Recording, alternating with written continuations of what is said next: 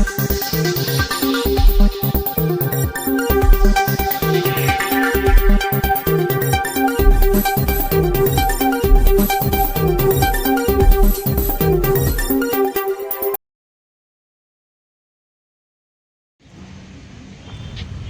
ಕರ್ನಾಟಕ ಪರಿಷತ್ನ ರಾಜ್ಯಾಧ್ಯಕ್ಷರಾದ ಎಸ್ ನಾರಾಯಣ ಅವರ ನೇತೃತ್ವದಲ್ಲಿ ಕನ್ನಡವೇ ಸತ್ಯ ಕನ್ನಡವೇ ನಿತ್ಯ ಕಾರ್ಯಕ್ರಮ ಜರುಗಿತು.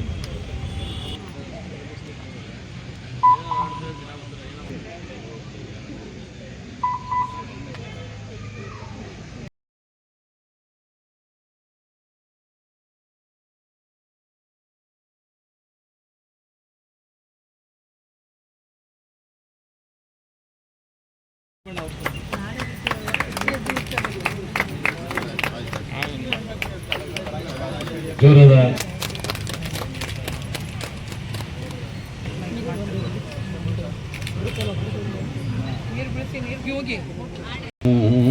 ಹಚ್ಚೇಬು ಕನ್ನಡದ ದೀಪ, ಕರುನಾಡ ದೀಪ, ಸಿರುನುಡಿಯ ದೀಪ, ಒಲವೆತ್ತಿ ತೋರುವ ದೀಪ. ಹಚ್ಚೇಬು ಕನ್ನಡದ ದೀಪ.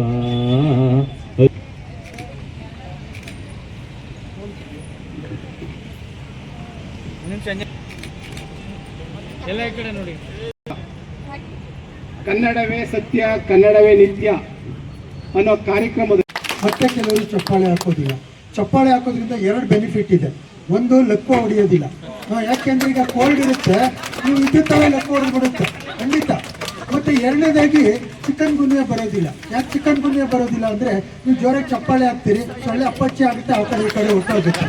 ಮೂರನೇದಾಗಿ ಬಾಡಿ ಸರ್ಕ್ಯುಲೇಷನ್ ಆಗುತ್ತೆ, ಬ್ಲಡ್ ಸರ್ಕ್ಯುಲೇಷನ್ ತುಂಬಾ ಚೆನ್ನಾಗಾಗುತ್ತೆ, ನಾವು ಜೀವಂತವಾಗಿ ಇದೀವಿ ಅಂತ ಗೊತ್ತಾಗುತ್ತೆ. ದಯಮಾಡಿ ಇನ್ನೊಂದ್ಸತಿ ಜೋರಾಗಿ ಚಪ್ಪಾಳೆ ಹಾಕ್ತದ ನೋಡಿ.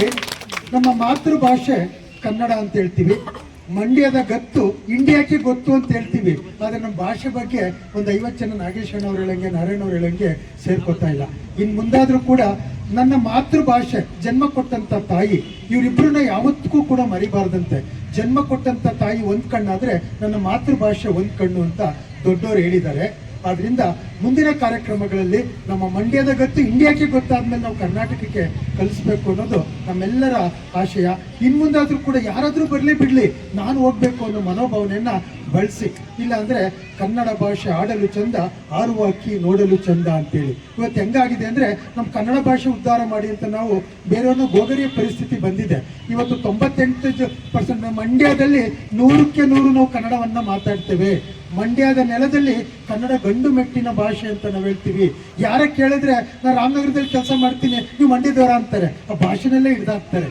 ಹಾಗಾಗಿ ನಮ್ಮ ಭಾಷೆಯನ್ನ ನಾವು ಪ್ರೀತಿಸ್ಬೇಕು, ನಮ್ಮ ಭಾಷೆಯನ್ನು ನಾವು ಗೌರವಿಸ್ಬೇಕು, ನಮ್ಮ ಭಾಷೆನಲ್ಲೇ ನಾವು ಬೆಳಿಬೇಕು. ಬೇರೆ ಭಾಷೆಯನ್ನ ರೆಸ್ಪೆಕ್ಟ್ ಕೊಡೋಣ, ಆದರೆ ನನ್ನ ಭಾಷೆನಲ್ಲಿ ನಾನು ಪಾಠ ಕೇಳಿದ್ರೆ ನನಗೆ ಹೃದಯ ತಟ್ಟುತ್ತೆ, ಬೇರೆ ಭಾಷೆಯಲ್ಲಿ ಪಾಠ ಕೇಳಿದ್ರೆ ಮನಸ್ಸಿಗೆ ತಟ್ಟುತ್ತೆ. ಯಾವಾಗಲೂ ಅಷ್ಟೇ ಹೃದಯಕ್ಕೆ ತಟ್ಟತಕ್ಕಂಥ ಭಾಷೆ ಮಾತೃಭಾಷೆ ಅಂತ ಕರಿತೀವಿ.